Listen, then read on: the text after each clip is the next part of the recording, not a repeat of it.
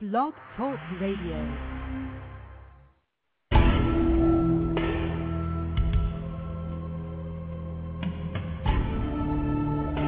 You are now listening to True Murder, the most shocking killers in true crime history, and the authors that have written about them. Gacy, Bundy, Dahmer, The Night Stalker, BTK. Every week, another fascinating author talking about the most shocking and infamous killers in true crime history. True Murder, with your host, journalist and author, Dan Zupansky.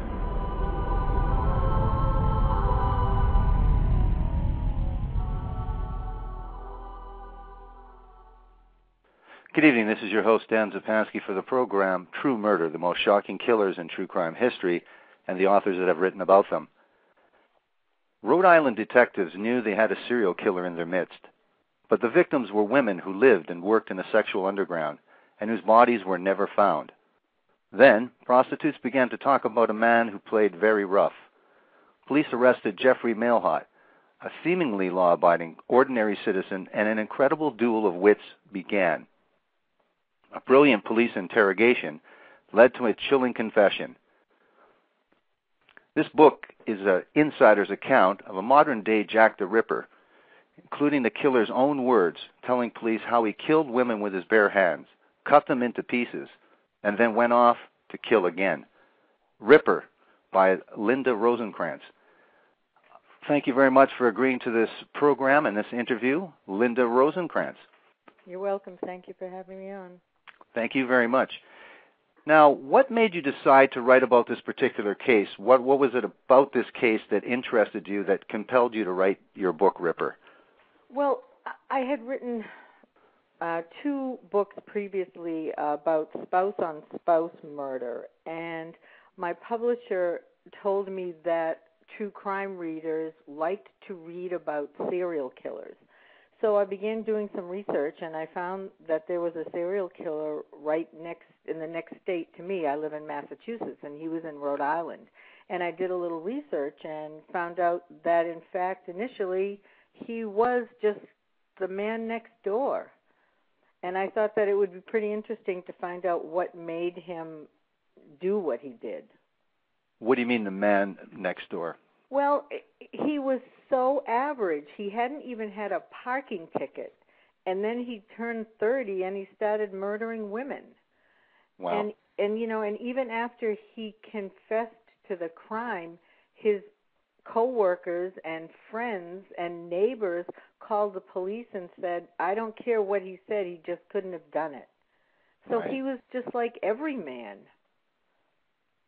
Well, when you get people testifying that there's no way he could do it, that's a little even unusual, even for people that are, again, they're incredulous that their friend could do something. So this person must have been very convincing in hiding his real, true identity. Oh, absolutely. I mean, you know, people hung out with him. They went to clubs. He loved to do karaoke, and they just didn't have a clue what he was doing behind closed doors. Okay, before we go on a little bit, we're gonna get into his character right away because you're referring to that. But just for everyone out there, for those that may not know, what does the term Ripper refer to in true crime circles? Well, it refers to Jack the Ripper, who murdered prostitutes and then cut up their insides and slit their throats, cut up their insides, and this is what this guy did. He dismembered his victims. Mm-hmm. So it's also to do with the organs, as you've alluded to, something to do with it. Okay. Now let's talk about the killer himself. What, as per your research, let's go back as far as we can and talk about Jeffrey Mailhot. What was his family like? He had a very normal childhood, a normal upbringing. His mother died of cancer when he was 17. He was in high school, and then 4 or 5 years later, his father died. But he had a supportive family. He had aunts and cousins, and there was no childhood trauma or anything that happened to him in his childhood that could account for what he did. And you say it was a very close family. There was Absolutely. he did not see a counselor or a psychologist or anything like that. Absolutely not. And you spoke to how many people in the family? How conclusive was it? I didn't talk to the family. I tried to track them down, but I wasn't able to. But the police had information about his family. He gave them information about his family in his interrogation. Right. So there's no history of any kind of problems in school, no None behavioral problems. None whatsoever. Okay, so what happens after high school? Does he graduate? Is he a fairly good student? Tell us a little bit, at least, about his adolescence life, as much as you know. Well, I don't know much about his adolescence, unfortunately, except that he was devastated when his mother died. He didn't expect that at all, and he could handle it a little bit more when his dad died. I think he was 22. He graduated from high school. He was working in a machine shop, various machine shops in the Woonsocket area, and he just was an average blue-collar worker. No criminal history whatsoever. He liked to hang out. As I said, he liked to do karaoke, coincidentally in a bar that the Woonsocket police liked to frequent to also do karaoke. So he had crossed paths with the investigators on the case previously. But he was just your average guy. Nothing in his background accounted for what happened. Was he aware that this place where he went and sang karaoke was frequented by cops? Was he typical of guys? I think he did. I think it was pretty well known. But it just happened that was the place in Woonsocket where he liked to go. I think it could have been coincidental that police went as well. So he was a social animal. He was a gregarious guy. He was, from all the evidence you have, he was a real outgoing guy with a lot of friends and as normal can be. Absolutely. Right. Now, the story of Ripper takes place in a city that you called Woonsocket. Woonsocket, Rhode Island. Now, what is the population pretty well, and what is the nearest big?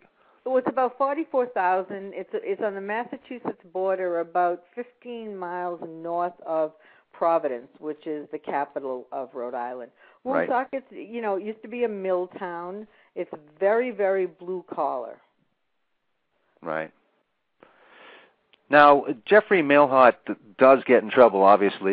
He's the subject of this book, and he's now an adult. You say his father died when he was 22. His mother died when he was 17. He was quite traumatized by that, if there was anything. What behavior characterized his adult life, and what was his overall behavior? There was nothing out of the ordinary. He was someone that you'd want to have as a friend. He went to barbecues with his friends. They had beer. They would just go out. They would hang out together. There was one thing, however, that maybe set him apart from other bachelors, let's say, and it's something that the police were intrigued by. He was incredibly, incredibly neat. Even his junk drawer was organized. Nothing was out of place. And his closets, everything, his DVDs and CDs were stacked alphabetically. So he had a little, I would say, obsessive-compulsive disorder, but nothing that he ever sought counseling for. Right. Now, you say that his behavior was normal as it can be as everyone else, but obviously there is some use and partaking of escorts, prostitutes. When did this behavior begin? I would say in his 20s he started, although he wouldn't admit to it initially. And then he said, he would frequent prostitutes, African American, white, it didn't matter. But he had a girlfriend, and so who knows why men do those things. He didn't seek them out initially, I don't think, to harm them. He just sought them out for sex, and I don't know why. He lived in an area of Woonsocket where prostitutes frequented as well. There were various bars. It was a seedier section of the city. Right.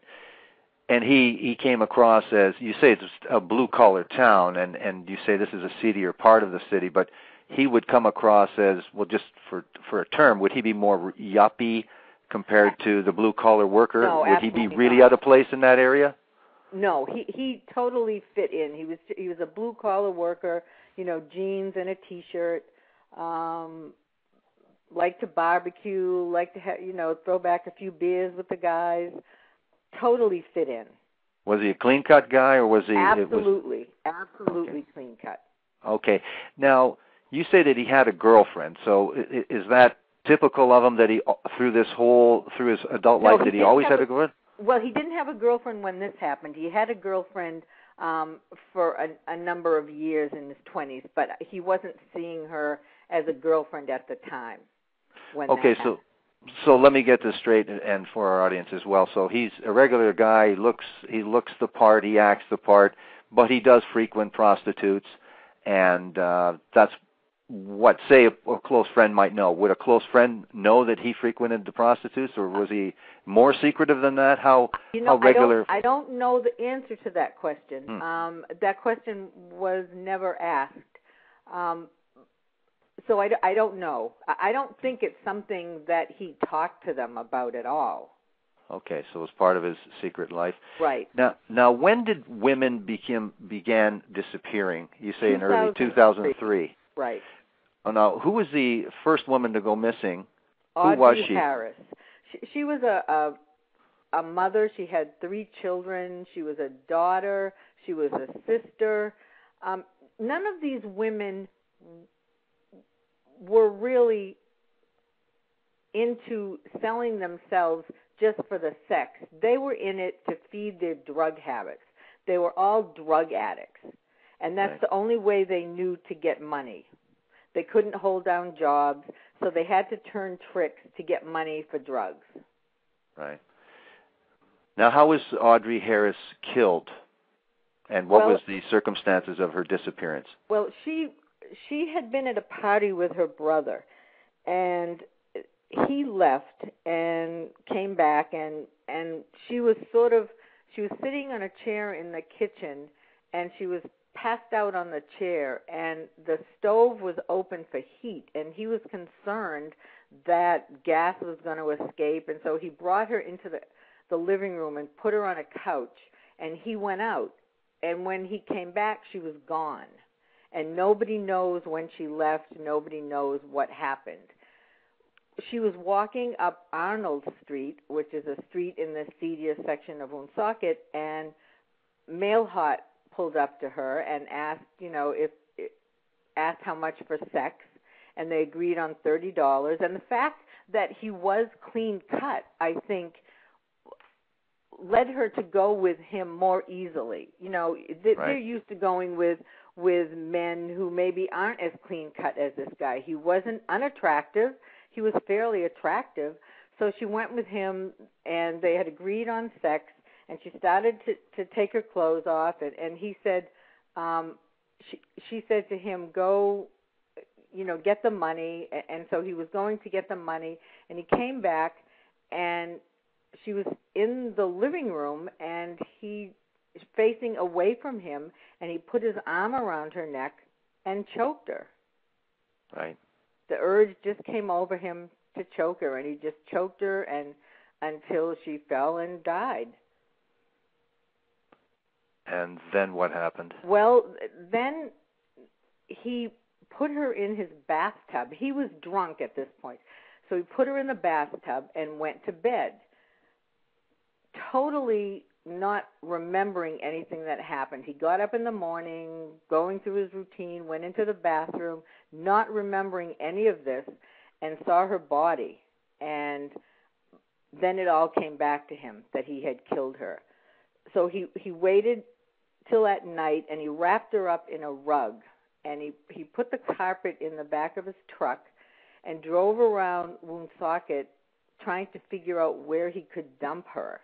And then he got really frightened, and he said, someone is going to see me do this. I can't just dump her body. So he brought her back home in the rug still, dropped her on the kitchen floor, and went into the living room and sat down and had a beer. And as he was sitting there, he remembered an episode of The Sopranos, right, where Tony Soprano killed a guy named Ralphie and then put him in the bathtub and dismembered him.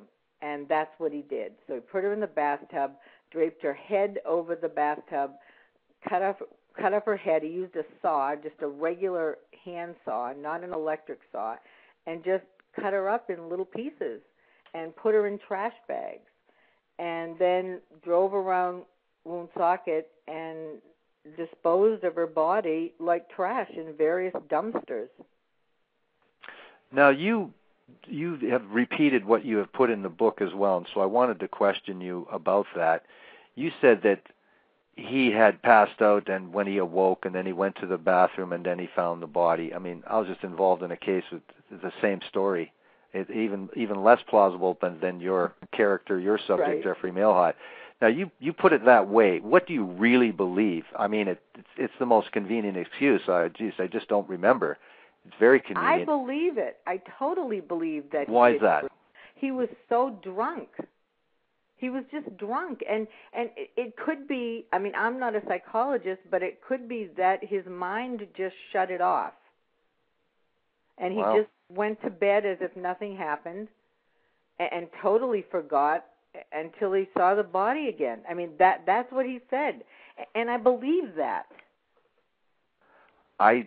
Because based on, here's the thing, and you don't go into it too much. He's frequenting prostitutes. Now, from the research that you've done for this book, is that part of his, not fantasies, but that's one of his characteristics that he likes, one of his fetishes in sex play is the choking. I mean, it's pretty characteristic for serial killers to do that and to do it with prostitutes beforehand that have testified at some of these trials. Was there any indication in your information that was a characteristic? Apparently, because when they were searching his apartment, Ed Lee found a photograph of him choking, with the same chokehold, choking a stuffed animal. So apparently he had a tendency to want to do that. Mm-hmm. But that's the only thing that they saw that led them, to think that he enjoyed doing this. Yeah, that's what I thought. I didn't really see any evidence to lend me to believe that just happened to be an accident, because there seemed to be in your book indications that this was something that he did like. So he certainly could have passed out and did it by accident, but he certainly he didn't. I don't think he did that by accident. What I meant was he didn't remember afterwards. No, I think the killing was deliberate. Right. But he just didn't remember it afterwards. Well, it works in your benefit when you go to court and say that I didn't have the intent to kill, you see, by saying that I don't remember it. So I obviously couldn't have the intent. But anyway. He confessed. So, I mean, Yeah, that's okay.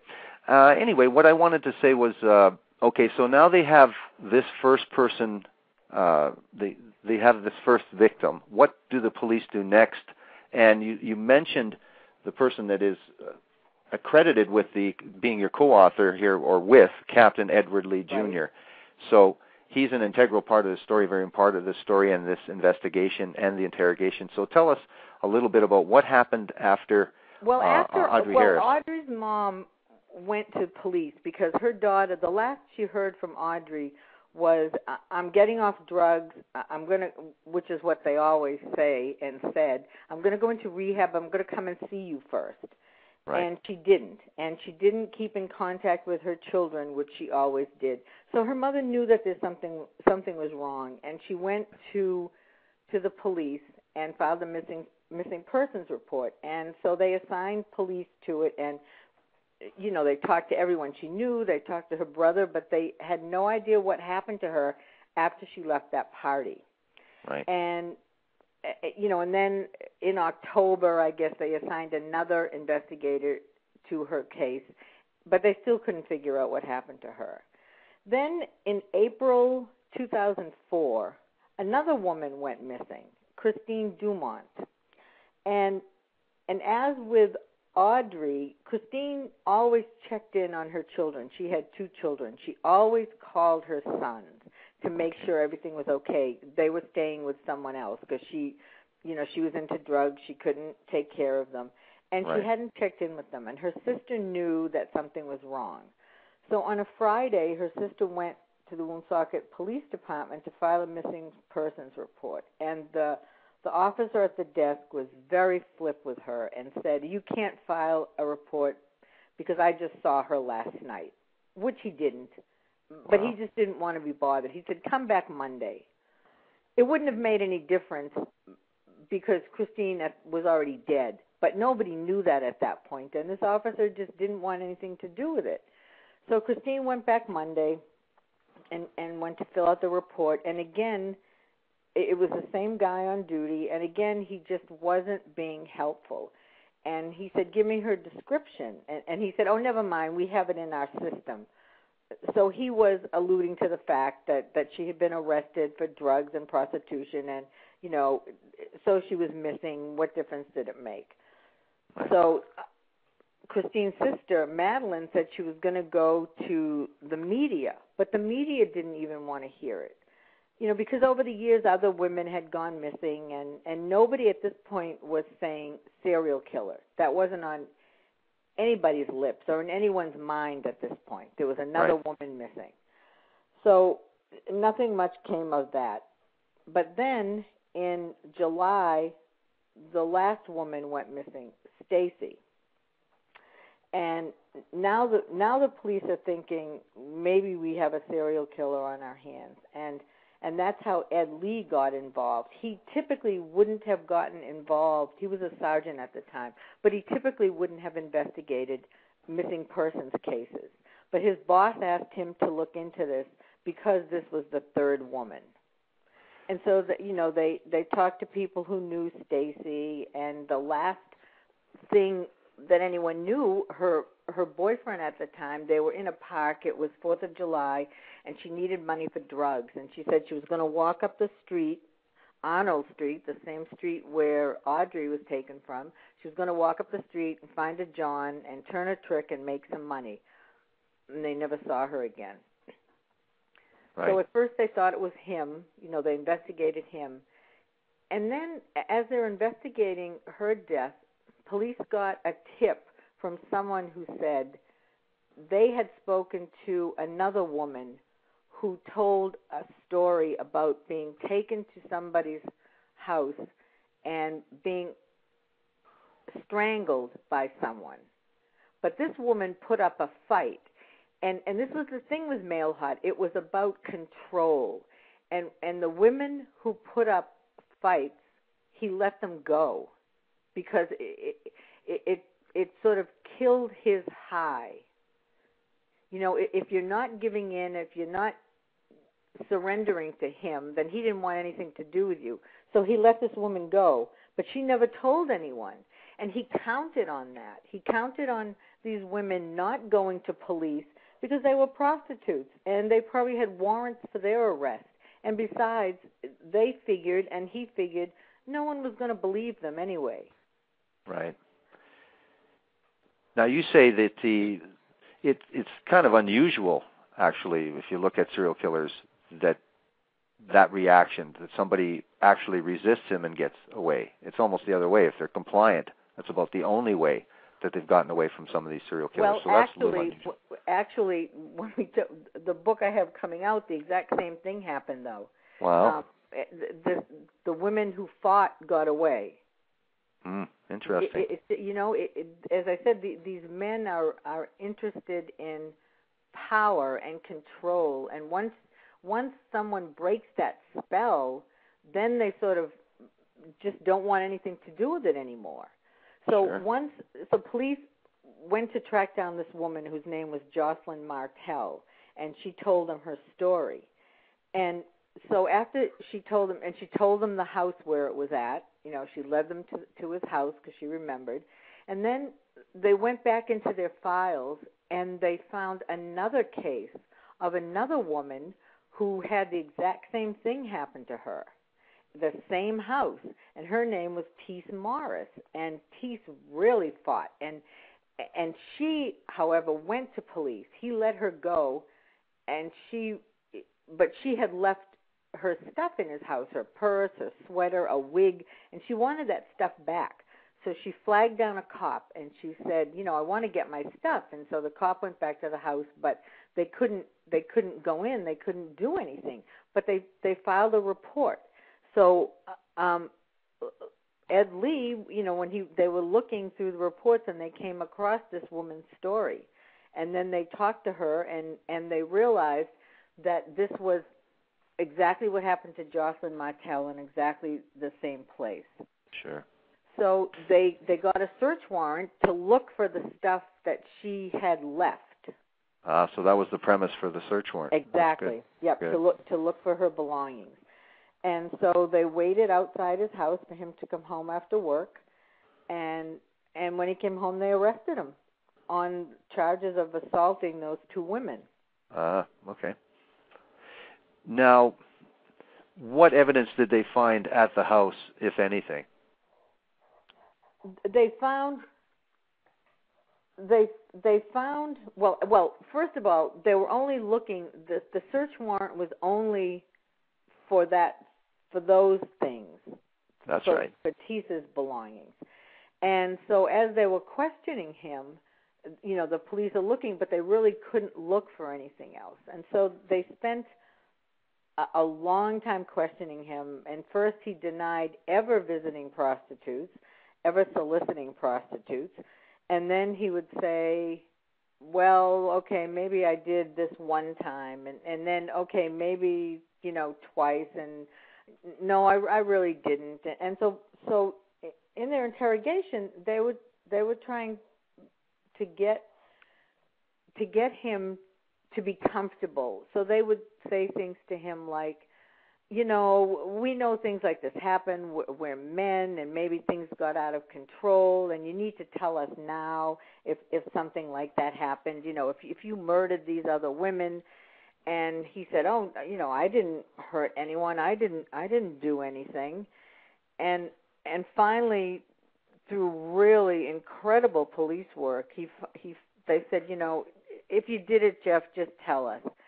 And Ed said his heart was like beating out of his chest because there came a point where he knew that he had done the murders and he was going to confess. And finally, he just looked at them and he said, "Yes." And so they said, "All three?" And he said, "Yes." So then they were able to get a search warrant to look for anything that could implicate him in the murders. They were looking, they looked for blood spatter. They found traces of blood in the bathroom, and that was the thing. His apartment was so neat and clean, but the bathroom was really dirty. Right. The bathtub was just filthy, and although he had each time he murdered a woman, he bought a new saw, and the first two he threw away, but for some reason he still had the saw that he murdered Stacy with, and so they found that saw in the basement, and even his basement was neat. His exercise equipment, everything was just neat, and the police just thought that was so strange that here's this bachelor and everything is neat, but yet, his bathroom was dirty. And so he confessed, he said, "I did it." And how did you? Sorry, you talk about that Captain Edward Lee, that it was a brilliant interrogation, and so you just skipped over a little bit of how exactly they befriended this person, how they played upon him and his conscience to be able to do this. You go into it in the book. Tell us a little bit more about what exactly they did and how it turned from denial of even visiting prostitutes to this full confession. This really, right. This was instrumental at the trial. So right. Well, there was no trial. Yes. There was no trial. He ultimately decided to plead guilty. Well, that's what I mean. It negates the need for a trial when there's a confession, so that there is some bargain or some deal made. Right. There's no need for a trial. The police they tried to play to the fact that he lost his parents when he was young. And they said, these women have families too, and those families need closure. They need to know what happened. They need to know what you did to these women, and if you did it, you have to tell us. You'll feel so much better if you tell us. And he didn't want to. He really didn't.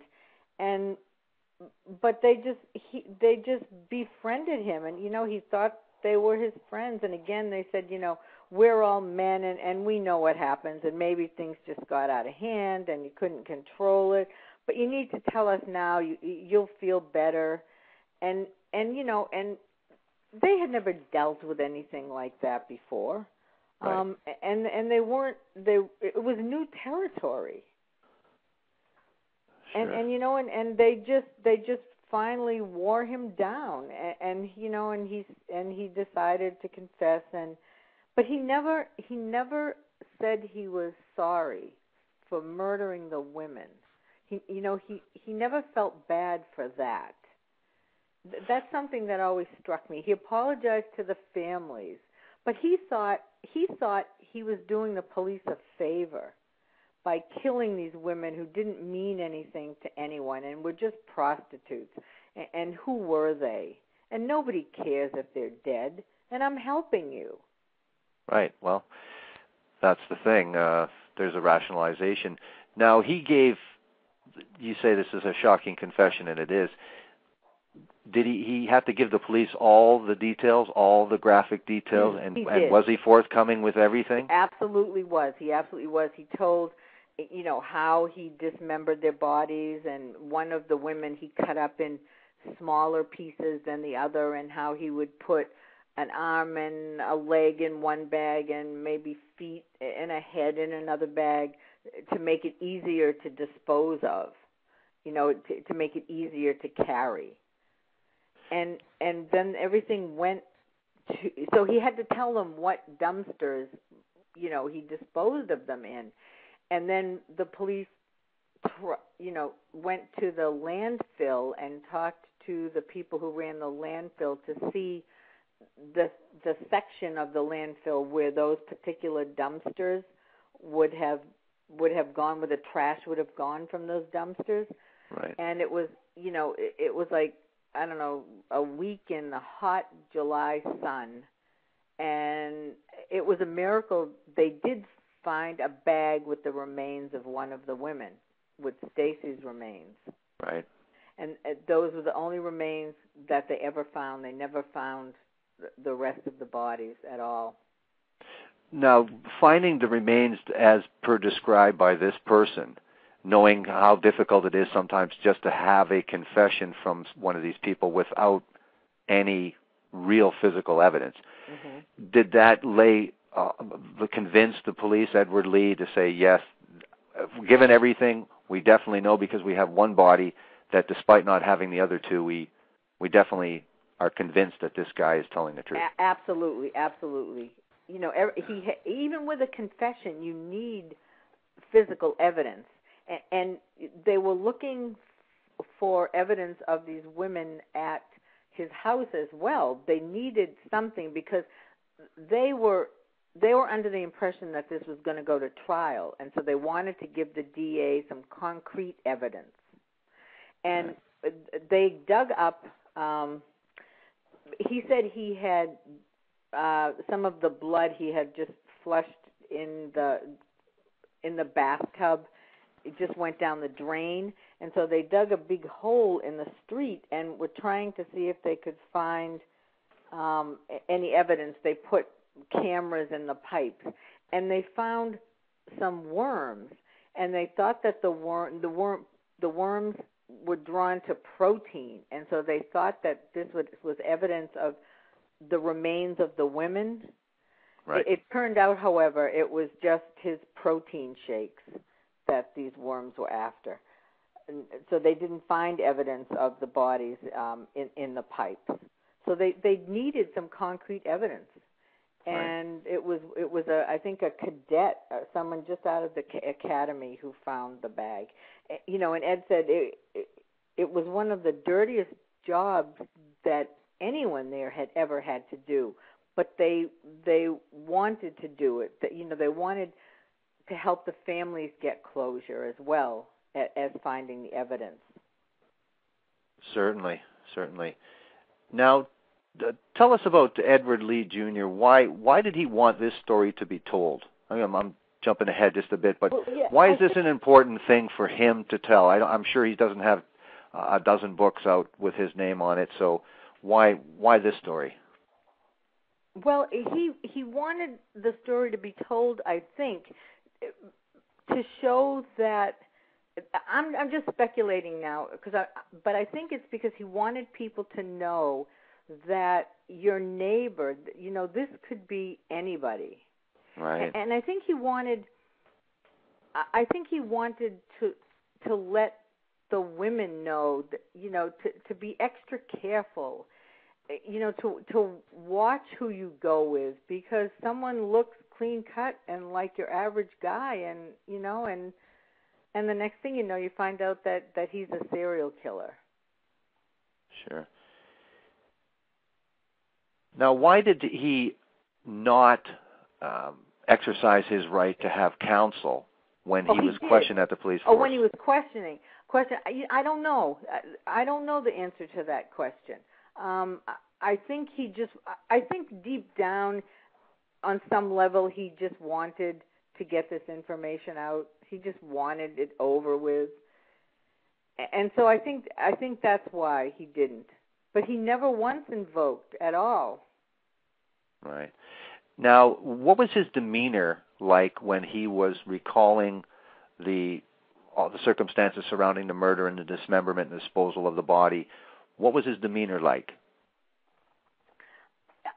From talking with Ed, because I saw a little bit of a video, but he was pretty calm.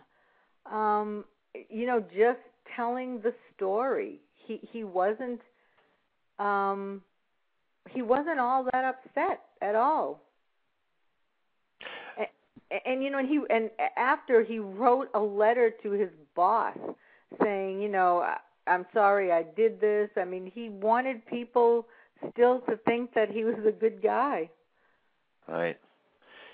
And he rationalized that murder as well. He wasn't very truthful with his boss about the circumstances surrounding that as well. Absolutely not. Which is real indication too that he doesn't, recognize what he did, and he certainly is rationalizing it right to the very end. I don't think he felt 1 ounce of remorse, none whatsoever.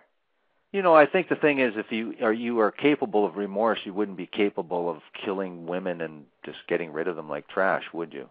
Well, I'm going to disagree with you there, Dan, and I'm going to reference the next book I have coming out, which is called Bone Crusher. I know I'm getting ahead of things, but it's okay.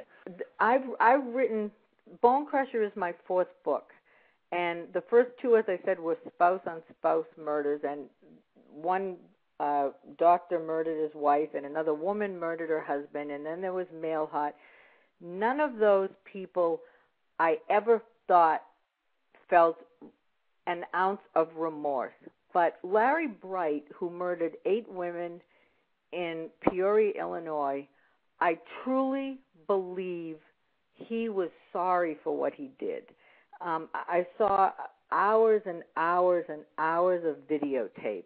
And in one of them, he asked if he could make a statement to his mother. And the police said, sure, but anything you say we're going to use against you. He had already confessed at this point. And he was sobbing, and he was so sorry that he murdered the women, sorry that she had to have a son like him. And as a matter of fact, he wanted to stop so badly, he called in a tip on himself. He called in a tip to the hotline and said, you should investigate Larry Bright because I think he's doing this. So I and I really felt sorry for this man. I think he wanted to stop. He didn't want to do this. And I think sometimes there are people who commit these heinous crimes, but for whatever reasons can't stop. He was on crack, and he heard voices that said, kill, kill. And then when he was not on the crack, he wanted to stop, and he didn't know how. So I think that sometimes people can commit these awful murders and then really feel sorry that they did, and feel sorry for the victims, feel sorry for the families, not just sorry that they got caught. Sure.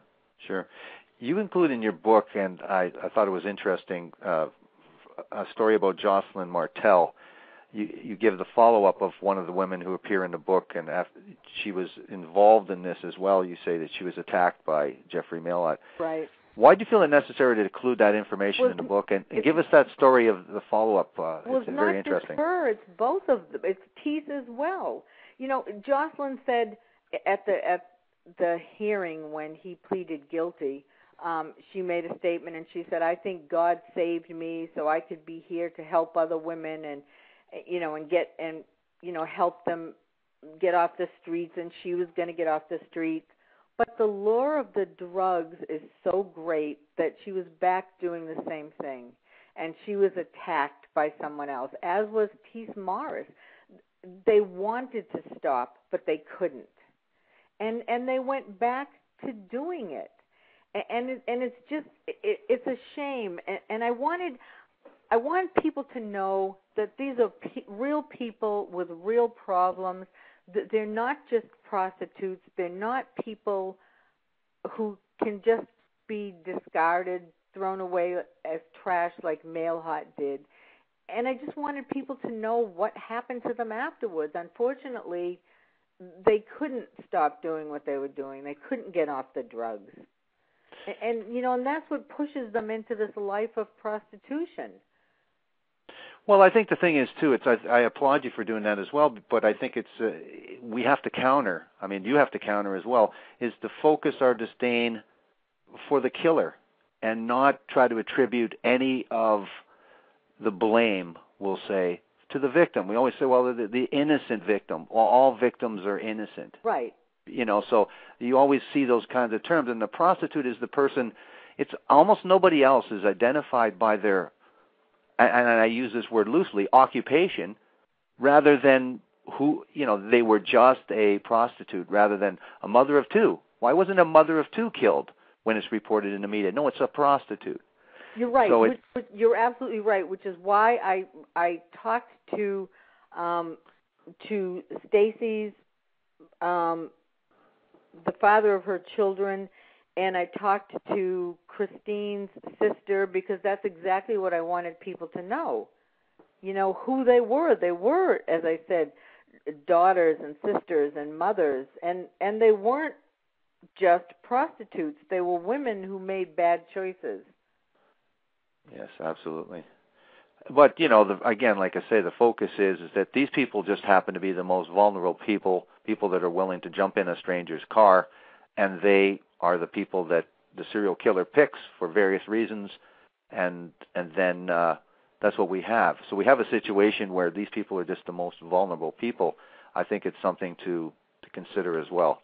Absolutely. And rather than having any disdain for people that are the most vulnerable people out there, period. Right. Now, how did the researching and writing of this book personally affect you, if at all? Well, this is an interesting phenomenon. When I'm writing and researching these books, I don't think about what I'm writing, and my style of writing is I don't even write from beginning to end. I could write the middle of the book first. I write whatever I have at the time, and then I put it all together and I send it to my publisher. But it doesn't hit me at all. And then it goes, it goes to the lawyers, and then it goes to the copy editors, and I get it back, and I have to, I look at pages that the copy editors have marked, and, I made a spelling mistake, this date is wrong. But again, I'm not thinking of this story as a cohesive whole at this point. Then it goes to the proofreaders. Then I get it back, and I have to read it from beginning to end. And I read it as a reader, and I'm horrified. That's when it hits me. That's when it affects me. When I think of, what happens, these are women. These are human beings who were murdered. But when I'm writing it, I'm writing it with more of a sort of a clinical eye, I guess you would say. I don't feel any emotion when I'm writing it whatsoever. It's research. I'm a journalist. I'm telling a story. I'm not being affected by the story until I read it as a reader. Right. Now, a lot of people ask, and people are very surprised how many women, that the majority of the true crime market are women, actually, and that a vast majority, or at least I won't say a vast majority, but a good, really good percentage, if not 50% or more, of the publishers, the agents, and the authors themselves are women in true crime. And a lot of people they wonder why anybody would handle some of these subjects, the gore, the graphic details, just the heinous nature of some of these crimes. Why do you think women are involved? Why do you think they're interested in true crime? And why do you think they're interested enough to write about it like yourself? I can't answer for anyone. I know Ann Rule was a police officer before, so that right. was her interest. I'm an investigative reporter. I've been a reporter for 20 years. I always thought I would love to be a homicide detective. I would want to solve these puzzles. But I never wanted to start at the bottom and walk the beat. I just wanted to go right in to be a detective. So that was never going to happen. And I used to read true crime all the time, and I was fascinated, what makes people do this? I just loved the story. And one day I said, I can write this. I'm a reporter. I'm a writer. I'm an investigator. I want to tell the stories. I want to see what makes people do these things. And that's how I got into it. I always read Ann Rule. I just really, really, really liked the investigative part of it, what the police did. Yes, absolutely. Now, getting back to the subject of your book, Ripper, Jeffrey Mailhot, is there a death penalty in Rhode Island? No. What happened in the end, and no, where's he? He's in prison. He's in the adult correctional institution in Rhode Island for life. No possibility of parole. No possibility of parole. Okay. And so was he? What? So there was no trial at all. There was just a hearing to right. confirm. I'm sorry. I hope I don't have that wrong. I thought it was without parole. Maybe he's eligible when he's 70 something. I'm sorry. Right. I just don't remember. Right. Regardless, it's unlikely he'll be ever released from prison. Absolutely not. Well, that's good. No, there was just a hearing where victims, made their statements, and then, he said, "I'm sorry for the families." Again, never apologizing to the women. Right. Well, I think that it's sometimes it's a relief. I know in this country that criminals actually get, actual credit for at least pretending or showing remorse. I have a hard time finding that remorse. If they didn't have enough remorse to confess, it didn't have enough remorse to turn themselves in, if it didn't have enough remorse not to talk to another inmate in the institution and laugh and brag, what I'm saying is that some of those people will give an apology at trial and on the advice of their lawyer, I would imagine. But I don't think it's very genuine. I think it's disingenuine anyway. So right, I'm relieved absolutely. when they don't show any remorse. It's because I don't want it making a difference. I think it would be maybe the families would. But you see, most of these guys realize at least that they should apologize to the families and their own families. So I think that's enough that they aren't cackling in court, because it could be worse. There are some people even like that, taunting victims after the fact or at right. court or at trial, or putting the families through trials and then acting up at the trial. So right. I guess it's a bit of a relief, Right. Yeah, so I think maybe what you contended too, that he's not the worst of the worst.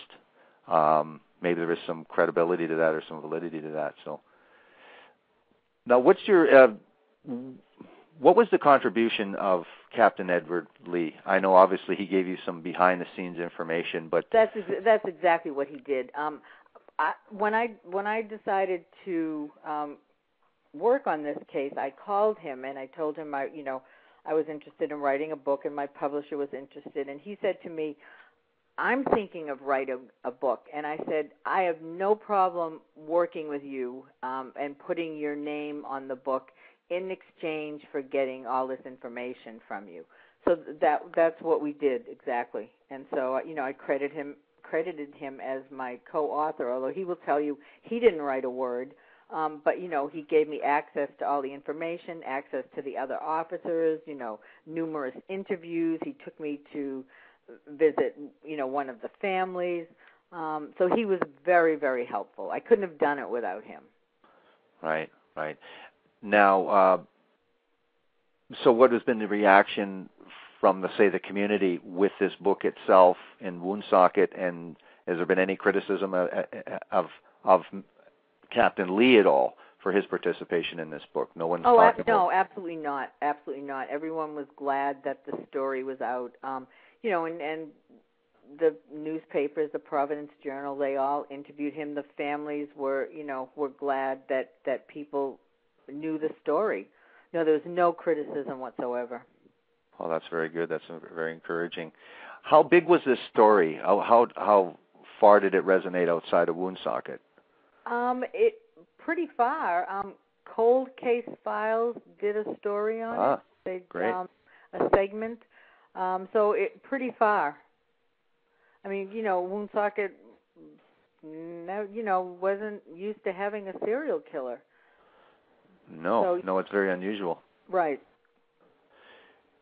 Now, we have a few minutes left. Maybe you can tell us about some of your projects that you're working on now after this incredible book, Ripper. Tell us about your latest one, and then maybe you can go back to your earlier titles. Right. Well, as I was mentioning, Bone Crusher is about Larry Bright, a serial killer in Peoria, Illinois. It'll be out, I think, October 5th.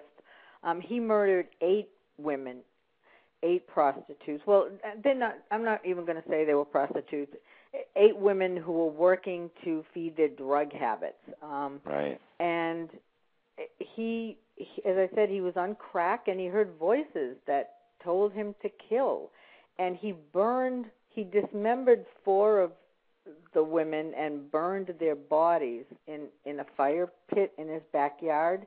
And then after everything was burned, he would crush the bones into ash, so hence the title. And then he would dispose of the ash in various places in Peoria and in other towns nearby where his grandmother lived. And 4 of the women, he disposed of their bodies intact, and which is unusual because serial killers usually have one method of murdering people. Right. And so the police thought that there was some, devious method to why, were they trying to throw the police? Was he trying to throw police off the track by, burning some women and then just disposing of the other ones? And so they asked him, and they said, why did you not burn those other women? And he said, I couldn't because my mother was having company, and so I couldn't use the backyard to burn them. So it was just a matter of convenience. And I see. Yeah, and but I was always thinking, did anybody smell anything? His mother did once, and she asked him about it, and he said he was burning plastic, and she believed him. I mean, he was such a mama's boy, and when I watched like 40 hours, I think, of video of his videotape interrogation. And he just was so different from Mailhot. He just was really like a regular guy, like someone that you would want to hang out with. And again, really believe that he was so sorry for what he did and he wanted to stop, and the only way he knew to stop was by turning himself in. And although he couldn't bring himself to do it physically, he did call the police and say, look at Larry Bright, he's doing this. And wow. And the women, again, the same with Mailhot, the women who fought him, he let them go. Incredible. And because, again, he didn't think that they would go to the police, which they didn't. And because, one woman got away and she never went to the police because there was a warrant out on her arrest. And one of her friends finally went to the police and said, I think you should talk to her because I think she might have had the same experience, but at least she made it out alive. Right. How did you come to have access to this 40 hours of videotape? The state's attorney, since he confessed and there were no appeals, it was all public information, and so the state's attorney for Peoria just gave me all the DVDs. So and, did you 3,000 pages of other police reports and everything. Wow. So that is featured prominently in your book as well? Some of that transcripts? From the transcripts, yeah. Absolutely. Yes, absolutely. That's very convincing stuff. He took them everywhere too. He took them because to find the bodies were found, but he took them to the places where he said he dumped the bones and ash of the other women so that they could have something, for the families. Although they didn't, they did find some ash, but they just didn't find everything. So it was pretty well the evidence that he pointed them to was pretty inconclusive. Is that what you're saying? Well, actually, the evidence for the 4 women who were dismembered and burned, they couldn't get any DNA whatsoever, so it was only his confession. They did get DNA from one of the women with whom he had sex, one of the women whose body he disposed of intact. So they got his DNA from her. But the women who were burned, the bones were so small they couldn't even identify those women. They only knew who they were because they had gone missing and people had reported them missing. And then he looked at their photos and said, yeah, that one and that one. And there were 2 other women missing, but he said he had murdered, but he said he had nothing to do with them, although police weren't convinced, but they had no evidence to tie him to those other cases. And when is Bone Crusher due to be released? Sorry? October 5th. October 5th. Well, we'll have to be talking to you. Yeah, it'll be on Kindle as well. Oh, great. And ebook as well? Or is Pinnacle publishing ebooks as of yet? Yes. Oh, they are. Great. Yes, and you have a couple other books as well, you mentioned? A couple of true crime titles? One is called Murder at Morse's Pond, about a world-renowned allergist who murdered his wife. And the other one in Massachusetts, and the other one's called An Act of Murder, about Kimberly Rico, who murdered her husband in Maryland. And both those cases were prominently featured. The first one, Morse's Pond, was on. Dateline did a story about Dr. Dirk Greinader, and Kimberly was on Forensic Files. So they're pretty high-profile cases. Right. Oh, that's great. And you are working, obviously, as a journalist, so are you working full-time as an author, or you're doing both? I'm looking for another case at this point, but I do freelance writing and ghost writing as well. So you're a very busy journalist and writer. Right. Oh, that's great. Well, I want to thank you very much for a fascinating interview about a great book, Ripper. And I want to thank you very much for spending this time for us and a spellbinding story here for us. So thank you very much, and you have a good evening. Thank you so much, Dan. Thank you very much. You've been listening to Linda Rosencrance. Good evening. Listening to Linda Rosencrance, author of Ripper, and this is True Murder, the most shocking killers in true crime history, and the authors that have written about them. Have yourself a good evening. Good night.